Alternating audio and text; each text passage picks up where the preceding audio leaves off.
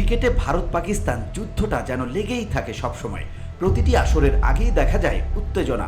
এ দুদল শেষ পর্যন্ত আলোচনার টেবিলে সমঝোতা এসে মাঠের লড়াইয়ে মুখোমুখি হবে কিনা তা নিয়ে ওঠে প্রশ্ন। ফের যখন আরেকটি এশিয়া কাপ মাঠে গড়ানোর অপেক্ষায়, তখন গুঞ্জনটা আবারও জোরালো হয়েছে যৌক্তিক কারণেই। এবারের কারণটা সম্প্রতি পেহেলগাঁও ইস্যুতে দুদেশের রক্তক্ষয়ী সংঘর্ষে জড়ানো।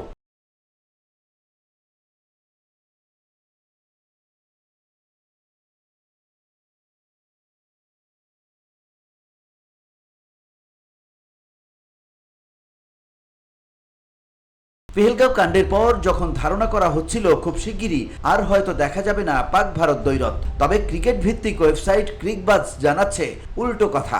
এশিয়া কাপ মাঠে গড়ানো ও ভারত পাকিস্তান ম্যাচের আভাস দেওয়া হয়েছে সেই প্রতিবেদনে। ক্রিকেট বিষয়ক ভারতীয় ওয়েবসাইটটির এক প্রতিবেদনে বলা হয়েছে, টুর্নামেন্ট ঘিরে আসার আবহ তৈরি হয়েছে। কাশ্মীরের পেহেলগামে হামলাকে কেন্দ্র করে সম্প্রতি ভারত পাকিস্তানের মধ্যে যে সংঘাত ও উত্তেজনাকর পরিস্থিতির সৃষ্টি হয়েছিল, যুদ্ধবিরতির পর থেকে তা কিছুটা স্বস্তিদায়ক পর্যায়ে আছে।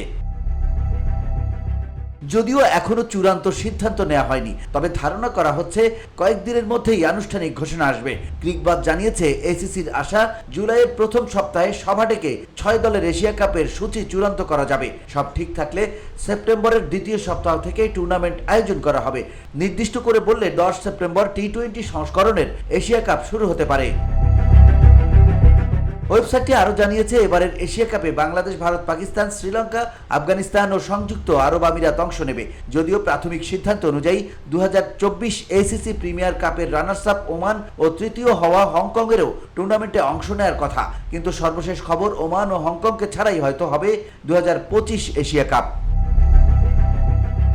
VOD Bangla news desk.